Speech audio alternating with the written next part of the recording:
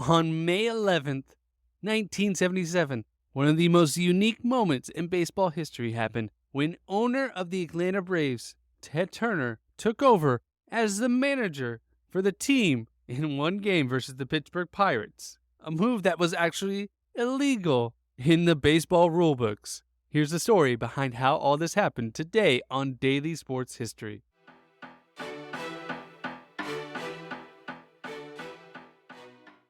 Before we tackle today's episode, let's take a brief timeout and talk about Sports Social Pro. If your sports social media game is about as coordinated as a three-legged race, fear not. We're here to help your online presence from benchwarmer to MP. Skip the social media stress and score big with us at Social Media Pro. Learn all you need to know at dailysportshistory.com/social.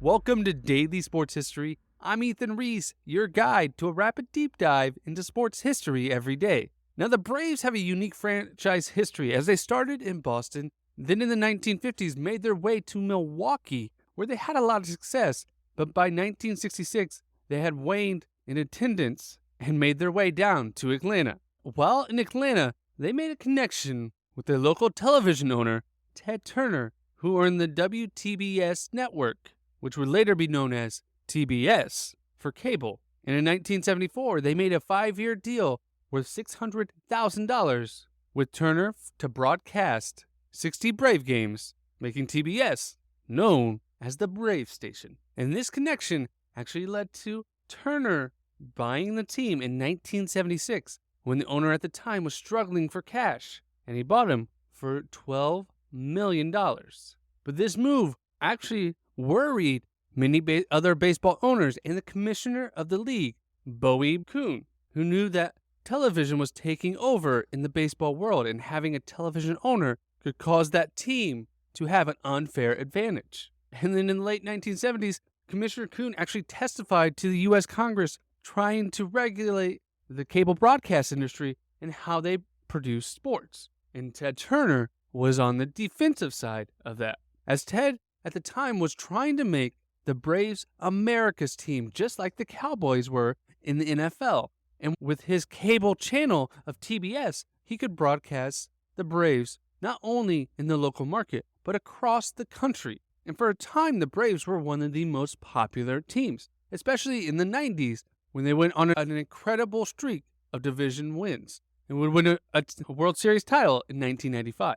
But right around this time was also a unique time, as Turner had just bought the team and wanted the team to have more success. And since they had moved to Atlanta, they had only won one division title in the 10 years they had been there, and he wanted to change that. And a new process had just happened in Major League Baseball. They had just started to have free agency, which we talked about on a previous episode. And we'll link to that episode in the show notes. But the first move he did was sign former LA Dodgers pitcher Andy Messersmith, who had just won 19 games the year previously, in hopes that he could be the ace for the Braves. Unfortunately, Messersmith only had a .500 record that first season in 1976 with the Braves, as they went on to finish last in their division again, only winning 70 games, 32 games behind the first place Cincinnati Reds. Following that season, though, San Francisco Giants outfielder Greg Matthews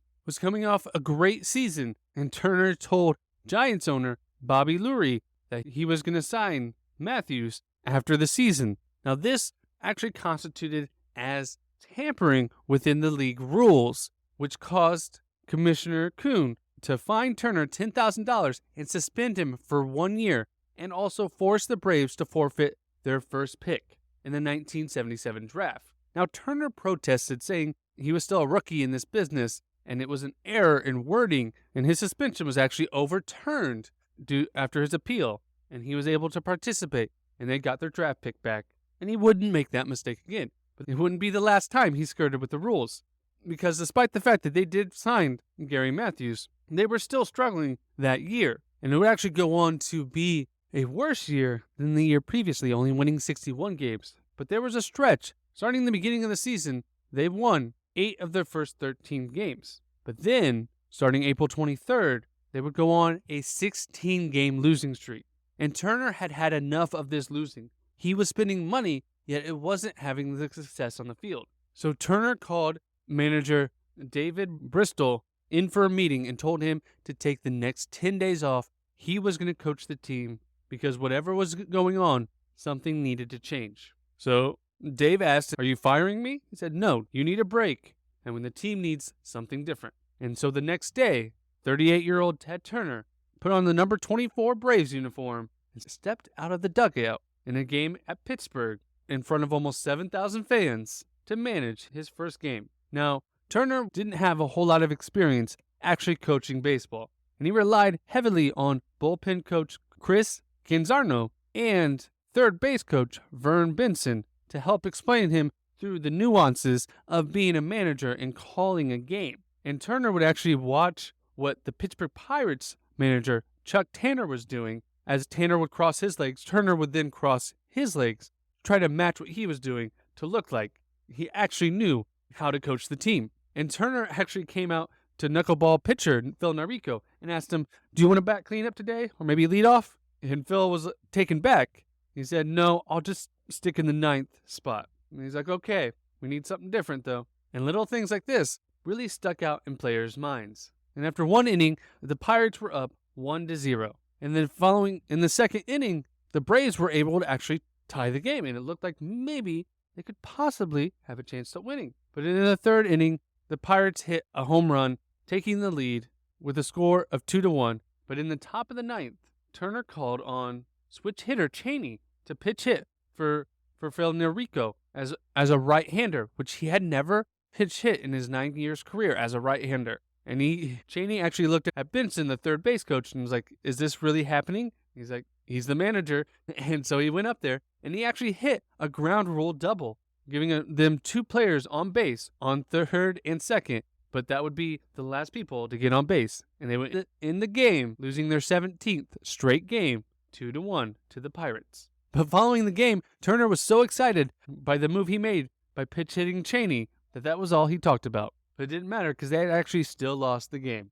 Now, following the game, when Commissioner Kuhn found out about Turner managing the team, he immediately said that was illegal and prohibited him from doing it ever again. Now, Turner said, "I'm smart enough to pay $12 million for the team. I should be smart enough to coach the team as well."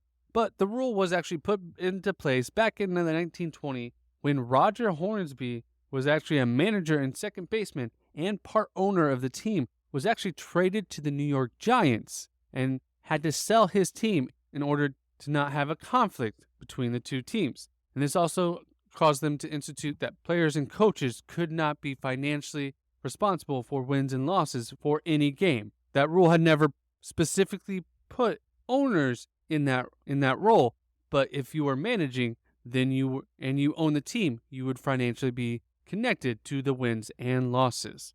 Kind of a loophole in the rule, but again, Turner said, "I'm new at this. Maybe they just put in that rule yesterday because I've never heard of it." That's how Turner was. And the rest of the next game, third base coach Benson would coach the team until Dave Bristol came back to finish out the season, winning a total of 61 games, again finishing last in their division. And the following game versus the Pirates, the Atlanta Braves would actually win and break their streak. So maybe what he did actually changed their fortunes of their team. Now, Turner would go on to sell the team back in 2007 for $270 million. Not a bad investment for the $12 million he had made 30 years earlier. But he'll always be remembered for that time he took a chance being the coach of a team. And sometimes, for us, it may not be following the rules exactly, skirting a little bit.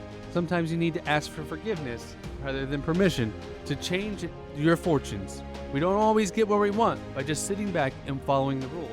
I'm not saying break a law, but sometimes we can skirt the norms of society to change something in our lives to have success. Just like Ted Turner tried new things out for the team he just bought to see if he could change their fortune. And for me, I just want to thank you so much from the bottom of my heart for listening to today's podcast. It means so much to me that you're listening, and the best thing you can do to support the podcast is to listen as much as you can. So come back tomorrow for more Daily Sports History.